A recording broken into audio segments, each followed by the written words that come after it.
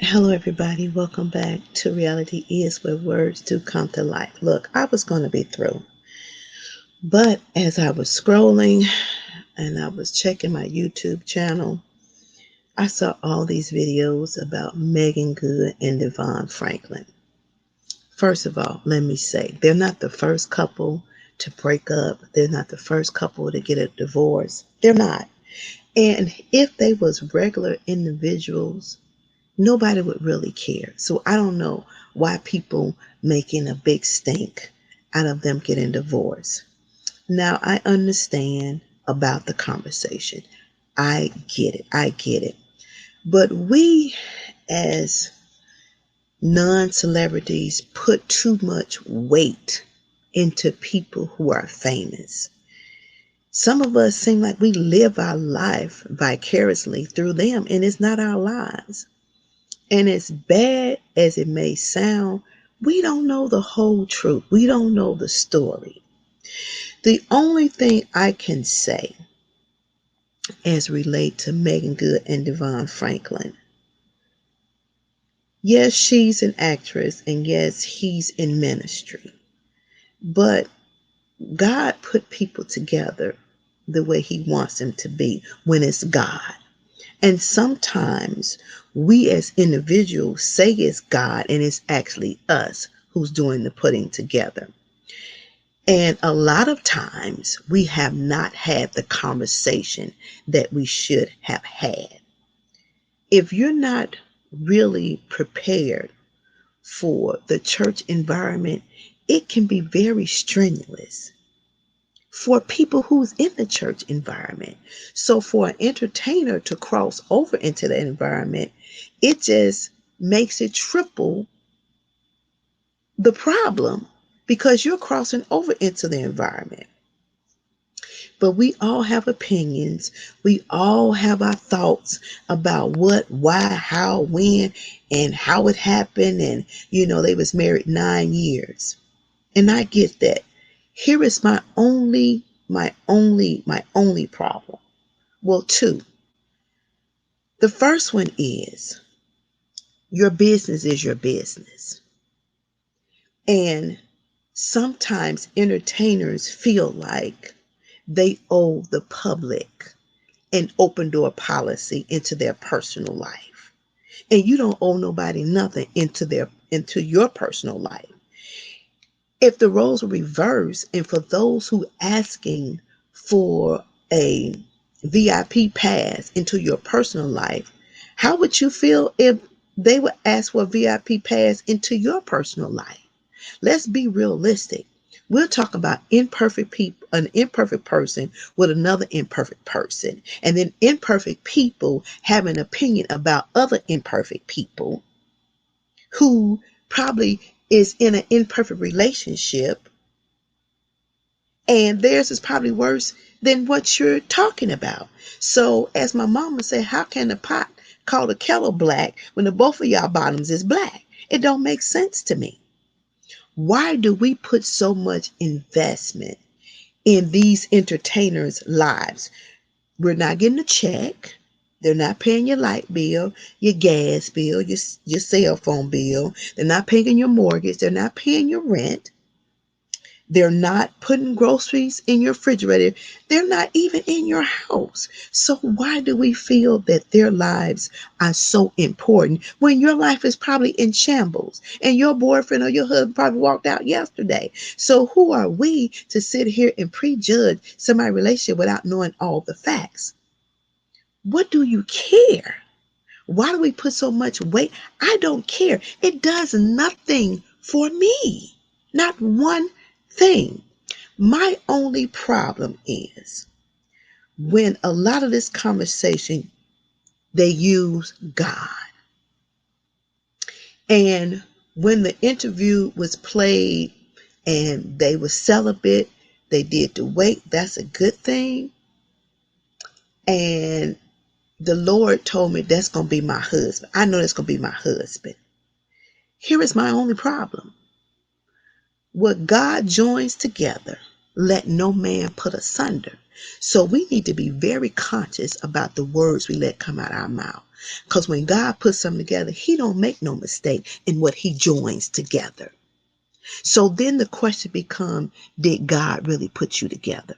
Or did you all put yourselves together? That's the only question that I have. Otherwise, I don't care.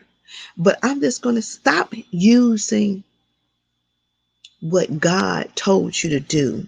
And then later on down the line, y'all take y'all separate ways. Because God don't make no mistakes. So for me, what you're saying is God made a mistake in joining you all together.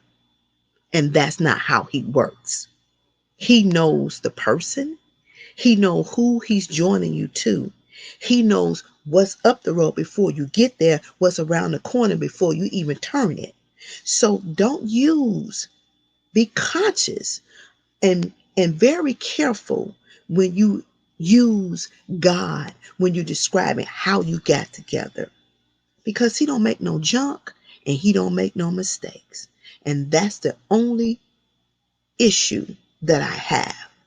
Now, you and her will have to take that up to the Lord. I don't care. Understand me when I say, and regular folks that's married already know it's hard enough trying to be married. I have a niece that's been married 12 years. I have a niece that will be married going on 3. And they talk about how hard it is. It's work. But the question is, do the individuals want to do the work? Or have we created such a simplified process to escape, and we call it divorce? When we don't like something, when something don't go our way, and a lot of it comes down to children. And that's a conversation you should have before anybody get married. 2 things, children and finances, because those are the 2 things that will tear up a relationship. Pretty much. We see enough fornicating on TV. We see all this stuff. But seems like marriage is used as so loosely. It's easy to get in, and you make it seem like it's so easy to get out. If I don't like something, if you don't do what I say or handle it a certain way, then guess what? I'm going to go file for divorce. Then the question becomes, were you in it for the right reason? How does that much love dissolve so quickly that you all can't come to common ground and find a solution? Especially when you say God was in it. So if you can answer that question, your decision is still your decision.